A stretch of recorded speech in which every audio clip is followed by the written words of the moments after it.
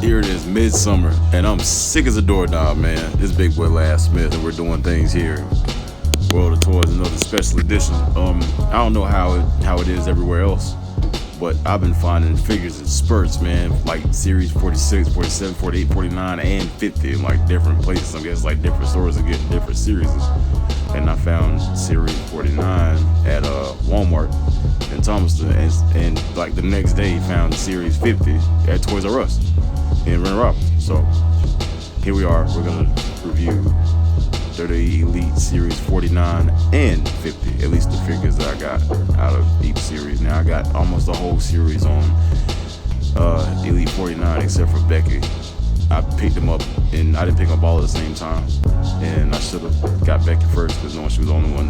I went back the next day and she was gone, but I got everybody except her. So this is the Flashback Randy Orton. Wasn't gonna get this figure, but I got to looking at it. I like this shirt. I got an idea I could do with this shirt, and I got an idea that I could do with this classic figure. Even though the Randy that I'm using is the new Randy with the tattoos, I still got an idea I could use this figure with him being the first Wild Water Wrestling champion and all. But yeah, I like this figure, and now that I think about it, it's good to have an elite classic Randy Orton from early 2000s when he was young. And his face, the face is flawless. To me, the face is better than some of the newer Randy Orton figures. Here we are, Apollo Crews Elite 49. This is a good figure within the box. I'm like, started out to get it, but it's one of the figures that you have to get it out of the box to see what it's all about, because in the box, to me, it just looks like an elite version of the basic version that I got of him. And I'm like, man, this is probably a waste of money. But then once you get out of the box and you stand in the way Apollo Crews usually stands when he's in the ring, you're like, okay, well, I got my money's worth. But at first glance, it doesn't look like a good figure because I got this same, I think they released 2 or 3 basic Apollo Crews, and I got the one with these tights in basic.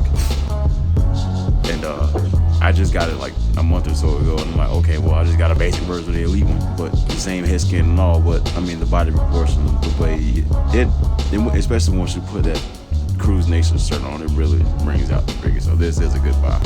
But at first, I was like, okay, well, I need an elite Apollo Crews, but it's worth it. At first, looking at it in the box, it's like, but it's a good figure. Not knocking Apollo Crews, but it is a good figure.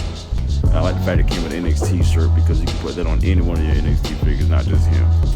Now here we are, the talk of the week, talk of the month, the it on the streets, Big Cass breaking up with Enzo Amore.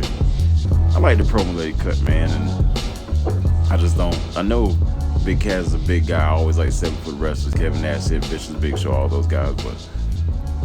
And I think Big Cass can hold. I think Big Cass can hold his own, but Enzo is a small dude. I mean, he has a mouthpiece like The Rock, but I mean, he doesn't have a rock bottom or people's elbow, if you will. So finding his wrestling niche, I think that might be. I don't know. I'm pretty sure that both of these guys are gonna do well. And hell, who knows, man? They might get back together. But this is a great elite figure. I like it. I bought these 2 first, as a matter of fact. I bought Enzo and Big Cass. And it's ironic, I'm like, oh, they broke up and now they want to release them on the shelf. But it comes with 2 shirts that are basically irrelevant now, But I put these in my basic figures that I got from, Walmart and Macon this time last year, the NXT figures. And here is Enzo Amore. And he is a certified G and a bona fide stud, and you can't tease that. And this figure is a wonderful, wonderful, wonderful figure. Now, I don't know about you people, but to me, Enzo Amore reminds me a hell of a lot like X-Pac.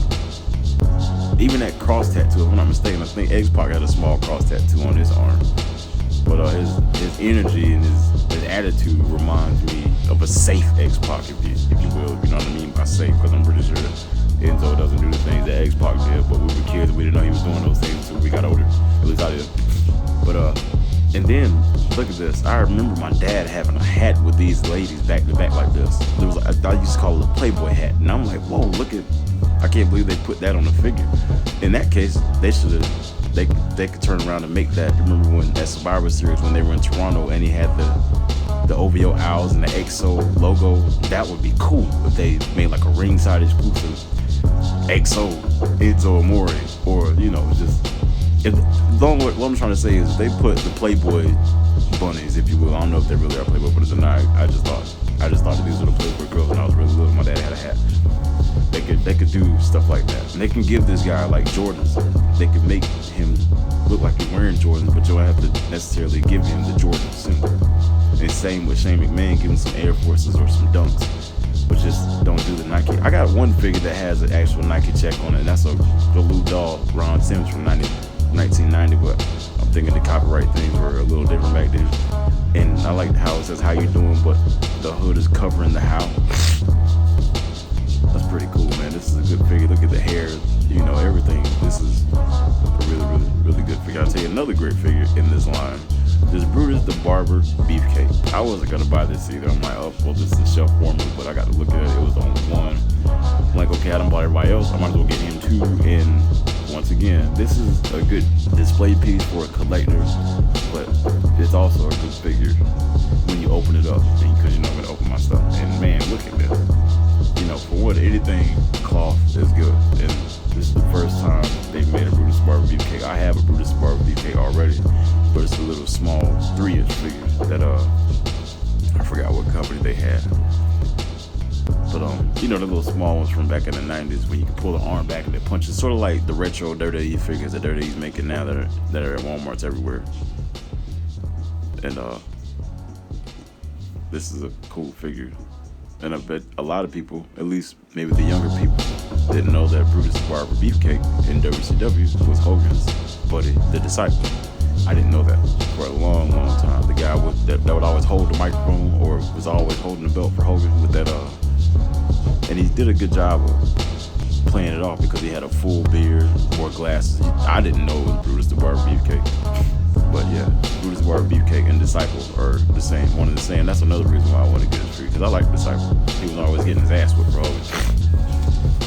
But yeah, this is a good figure. I can use him in Wildwood Wrestling straight up, quickly, you know.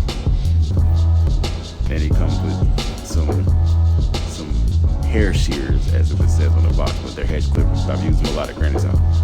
And now on to Elite 50. I wish I would have got the Baron Corbin and John Cena and the Warlord, but you know, I didn't expect to find anything that I had already bought these figures. I'm like, well, I gotta get this Shane McMahon and this Rhino, because if I come back, these two, if not the rest of them, are gonna be gone.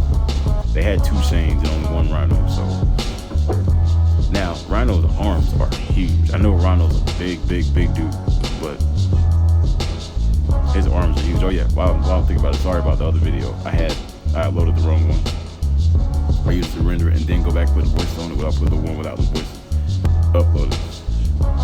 It won't happen anymore. I know a lot of people, it wasn't no big deal, but a lot of people did comment about, hey, yo, man, where's your voice?